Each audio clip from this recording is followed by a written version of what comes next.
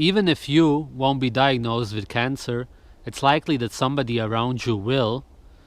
If you provide them with this information, it will save their life. Along with heart disease, it's supposed to be one of the main reasons humans are dying nowadays. With the exception that heart disease is a real thing and cancer is the opposite of what we've been told. It's more or less as big of a conspiracy as the earth being flat. Cancer is actually your friend. All the people that you see around you who are living an unnatural lifestyle, what do you believe is keeping them alive? It's literally cancer. There's people who live with cancer for over 20 years with no ill side effects. Why do you believe it is so? Because, as I said in my video about cholesterol, nothing that your body does is to kill itself. It's programmed to survive. There's no exceptions to this. The actual thing that is killing all the people diagnosed with cancer are the treatments. Doctors are committing mass murder nowadays. It's the hospitals.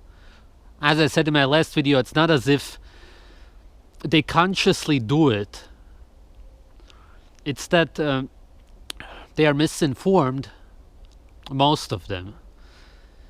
If you do live an unnatural lifestyle, for example, you smoke, the cancer is not always simply going to go away, depending on how much you smoke and how strong your body is. But 80% of the time, even if you keep continuing with these things, it will go away like the flu. 99% of the time, it will disappear if you leave it untreated. Simply realize what you're doing, what is unnatural about your life, and I'll talk about this in a second, and then eliminate these things. There's very few exceptions to this, and that is when there's tumors involved which are in a place that could be detrimental to your health. Places in your brain, for example.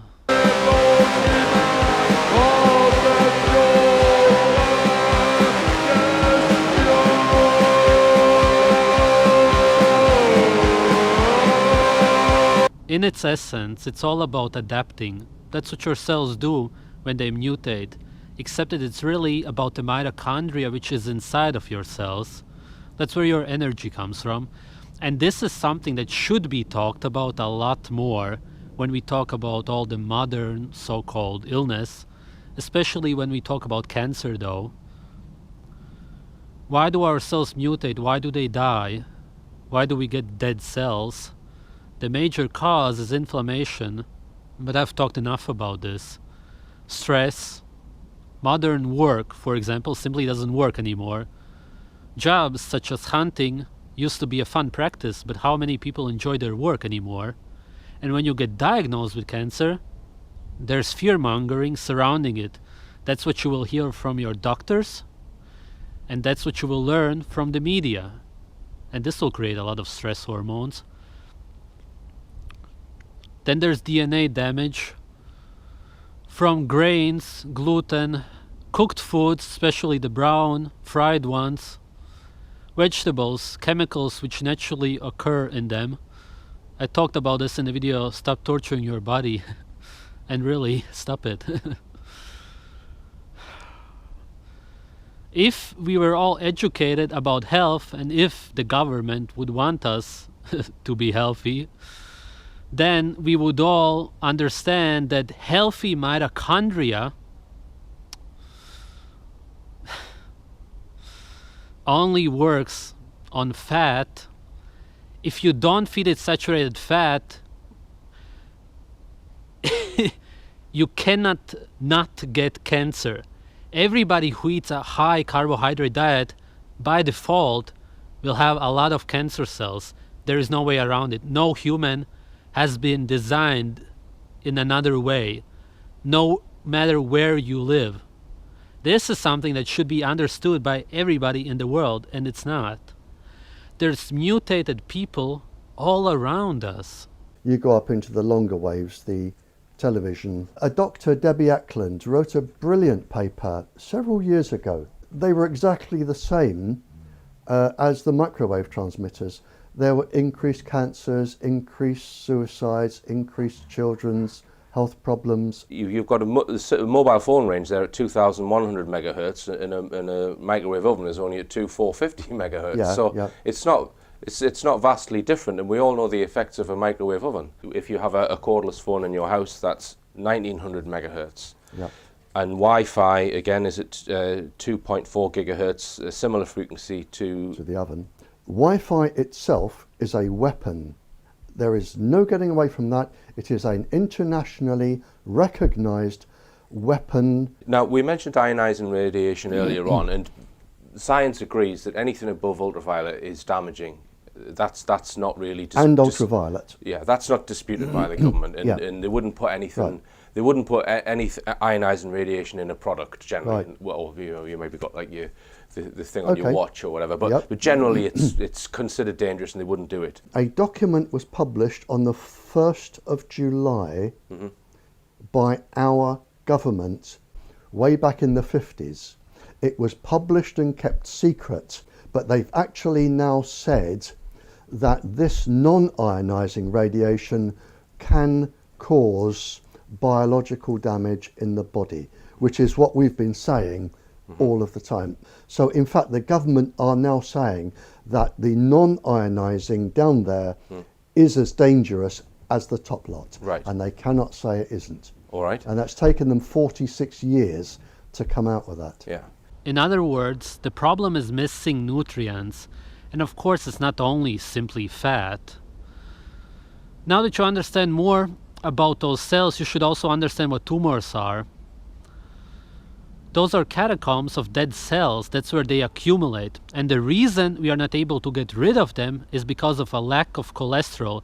Because if we have a lot of them, and if we are diagnosed with cancer, we should be getting huge amounts of cholesterol.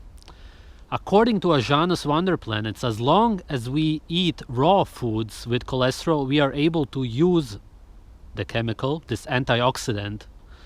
Whereas the tests that are done on cooked foods all say that you're not able to use it, and that's simply because it's been denatured. It's not working anymore at that point because you destroy it. The biggest joke surrounding this whole thing is that malignant tumors and benign ones are really the other way around, because the malignant ones are the ones who actually have the cancer, and these cancer cells have mutated to take care of the fucking tumor. They have a solvent to actually get rid of those cells and to heal you, to repair your body. And if you attack them and try to get rid of them, you're getting rid of what's helping you to get rid of the tumor. And the benign ones do not have this, and this is more of a problem, so to speak.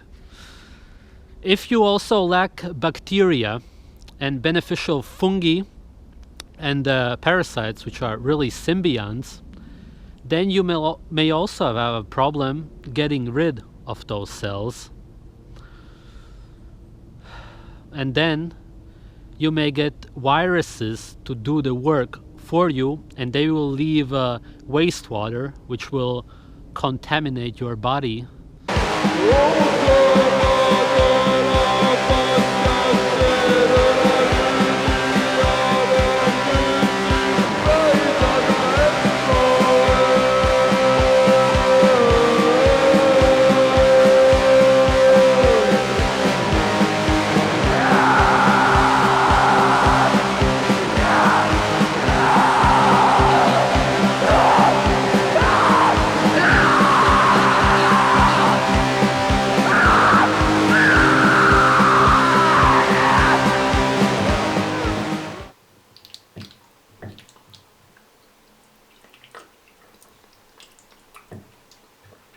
If I was diagnosed with cancer, I wouldn't take it serious at all.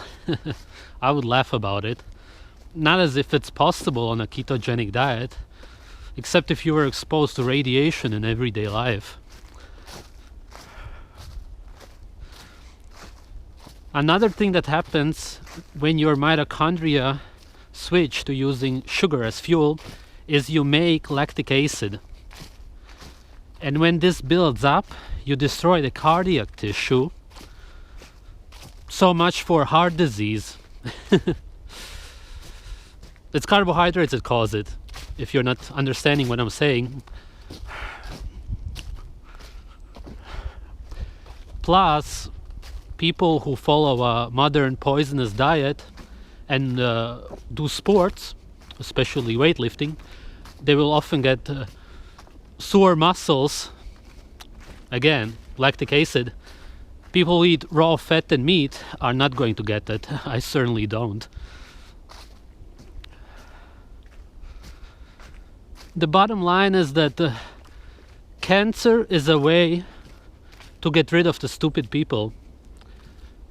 Depopulation. Because when you're diagnosed with something that essentially you don't even have, because you don't have anything that is bad for your health, and you have cancer, you actually have a good thing, because it's something that is adapted to your fucking brainwashed lifestyle. And then you get killed off because you believe it, because of ignorance.